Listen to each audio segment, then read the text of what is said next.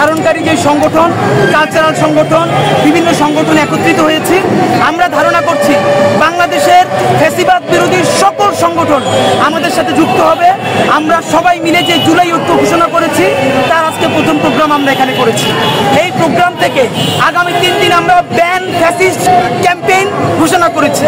এর মানে ফ্যাসিস্টদেরকে, গণহত্যাকারীদেরকে ব্যান করবার জন্য আগামী 3 দিন আমরা বাংলাদেশের সকল রাজনৈতিক দল এবং জুলাইকে ধারণকারী সকল রাজনৈতিক দল, অন্যান্য অপরাপর সংগঠনের কাছে যাব। তাদেরকে আমাদের সাথে যুক্ত হতে বলবো, আমাদের সাথে একাত্মতা পোষণ করতে বলবো।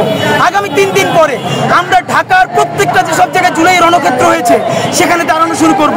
তবে স্পষ্ট বলতে চাই, গত 9 মাস ধরে দাঁড়াচ্ছি, আমরা কখনো নিজেরা ইন্ডিভিজুয়ালি বলছি যেহেতু কোনো কিছুতেই কোনো কাজ হচ্ছে না, সময় খুব অল্প, আগামী 36 জুলাইয়ের মধ্যে সরকার যদি কোনো স্পষ্ট দৃশ্যমান পদক্ষেপ না নেয় গণহত্যার বিচার এবং ফ্যাসিস্টদেরকে নিষিদ্ধ করবার জন্য, আমরা সকল জুলাই জনতা শত শত আহত এবং শহীদ পরিবারকে সাথে নিয়ে আমরা সচিবালয় ঘেরাও দেব।